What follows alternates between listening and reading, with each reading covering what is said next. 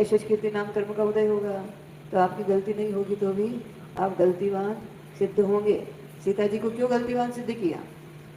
जबकि सीता जी की कोई गलती नहीं थी, उसने कभी व्यभिचार का भाव ही नहीं किया, रावण को देखा ही नहीं, रावण के प्रति आकर्षण नहीं हुआ, फिर भी रामचंद्र जी ने उसको वन निवास क्यों दे दिया, क्यों कलंक लगा दिया कि 6 महीने हाँ रावण के यहाँ रह करके आई तो शुद्ध कैसे हो सकती है, क्यों लगा दिया? ये उसके पूर्व का कर्म था, उसने लगाया तो उसको लगा। उसने पूर्व भाव में एक मुनि महाराज और एक आरिका थी, और 2 मुनि महाराज 2 आरिकाएं, एक वृद्ध माँ थी।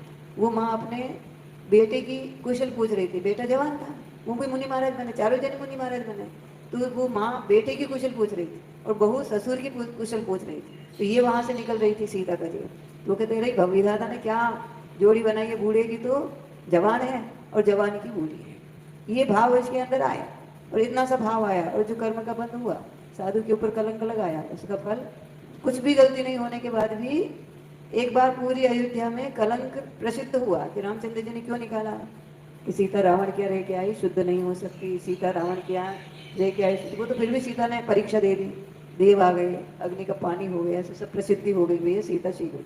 और नहीं होता पानी तो नहीं होता तो क्या सीता व्यभिचार नहीं हो जाती क्या?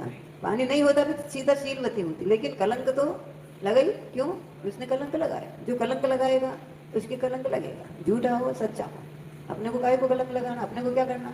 आंखों देखी हुई झूठी हो जाती है, बिल्कुल अपनी देखी हुई अपने मुंह में रखी हुई झूठी हो जाती है, क्योंकि इंद्रिय ज्ञान। पित्त का बुखार आ रहा है तो दूध भी कड़वा लगेगा। अरे भैया दूध कड़वा है क्या? दूध हमने पिया इतना मीठा है। अरे ऐसे कैसे मीठा है? दूध कड़वा है, दूध कड़वा है। कभी कभी पीलिया हो जाता है ना, देखो भैया, अरे ये पीली दिख रही है, हाँ पीली, बिल्कुल सफेद है, दूध बिल्कुल सफेद है। नहीं जी, किसने कहा दूध सफेद है? दूध तो पीला है। क्यों? उसको पीलिया का रोग हो गया। दूध पीला नहीं है, दूध पीलियो का रोग हो गया।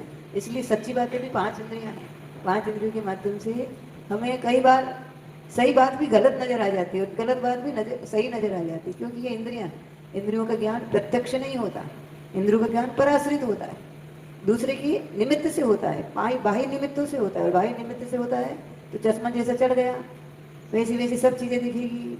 काला चश्मा लगा दिया तो संसार की सब चीजें काली नजर आएगी। और तुम ही एक ही व्यक्ति है, एक व्यक्ति के प्रति हमारा अच्छा चश्मा लग गया तो उसका कोई अवगुण नजर ही नहीं आएगा, कोई भी अवगुण नजर नहीं आएगा। और मान लिया उसके विपक्षी हो गए हम एक पल में, कोई ऐसे संशय हो गया या किसी की बातों में आ गए, तो फिर उसका कोई गुण नजर नहीं आएगा। फिर ऐसा लगेगा कि मैं भ्रम में था, ये भी अवगुण है, ये भी अवगुण है, ये भी अवगुण है। क्यों? कि हमारा चश्मा बदल गया। इसलिए कैसा भी चश्मा लगा हो, भले काला लगा हो और भले सफेद लगा हो, जहाँ निंदा की बात आए वहां पर मौन रखो। हमें क्या करना, हमें क्या करना? अरे हम संसार, हाँ हम संसार में रह रहे हैं, तो भी मूलस्य नासु बलवत विरोध। कभी तुमने विशापार पढ़ा हो तो विशापार स्तोत्र पढ़ा? नाम नहीं सुना होगा, नाम ही नहीं सुना, सुना है? विशापार स्तोत्र में धनंजय कवि ने ये सूक्ति लिखी है कि मूलस्य नासु बलवत विरोध, बलवानों का विरोध करने से मूल का नाश होता है, मूल का नाश होता है। आप विरोध किसका करो? जो आपसे निर्बल है। राजा चढ़ाई किसके ऊपर करता है? अपने से बलवान राजा के ऊपर चढ़ाई करता है क्या कभी? अपने से निर्बल राजा के ऊपर चढ़ाई करता है तो वो जीत जाता है, और बलवान राजा के ऊपर किया तो हारेगा। और अगर आपको बलवान राजा के ऊपर चढ़ाई करनी तो आप उससे ज्यादा बल बढ़ाओ। पहले आप उससे ज्यादा बल बढ़ा लो, अपनी सेना बढ़ा लो, अपना काम जाम बढ़ा लो, उसके बाद आक्रमण करो, तो आपकी सफलता हाथ में आएगी, नहीं तो आप निष्फल हो जाएंगे। तो कुछ भी हो संसार में, विरोध करना हो या पक्ष लेना हो, ये तो संसार है, संसार में पक्ष विपक्ष दोनों चलेंगे चलेंगे। कोई भी ऐसा पंथ नहीं है जिसका पक्षी कोई नहीं हो, कोई चोर भी ऐसा नहीं है जिसका पक्षी नहीं हो गए, शराबी भी ऐसा नहीं है जिसका पक्ष लेने वाला नहीं हो। क्यों? कर्म के उदय है, ये कर्म के उदय में पुण्य का उदय है, तो शराबी का भी आदमी पक्ष लेता और बिल्कुल झूठा भी जीत जाता है। बिल्कुल काली लाइन भी अपन कहते हैं कि वकील ने सफेद कर दी, वकील ने सफेद नहीं कर दी, उसकी किस्मत ने सफेद कर दी।